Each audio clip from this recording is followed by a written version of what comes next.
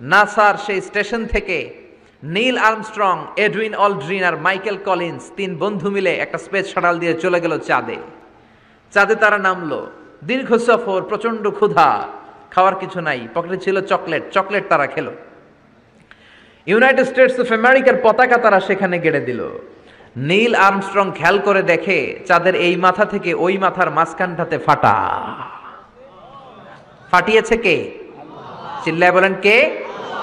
সে পরবর্তীতে পৃথিবীতে এসে বিশ্বনবীর বায়োগ্রাফি পড়ে জানতে পেরেছে এটা বিশ্বনবী আঙ্গুলের ইশারায় ফাটিয়েছিলেন। পড়েন আল্লাহু আকবার।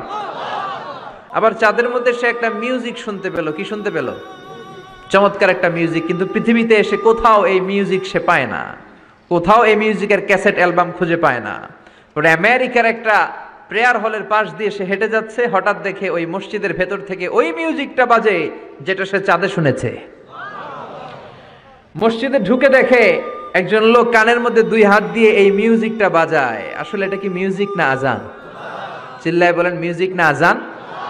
সে ভিতরে ঢুকে মুয়াজ্জিনরে বলে, তুমি এত বড় সিঙ্গার, এত বড় মিউজিশিয়ান, তোমার গান, তোমার মিউজিক চাঁদেও বাজে, কি এটা? সে বলল, এটা গান নয়, এটা মিউজিক নয়, এটা হচ্ছে আজান। চিল্লায় বলেন ঠিক কিনা?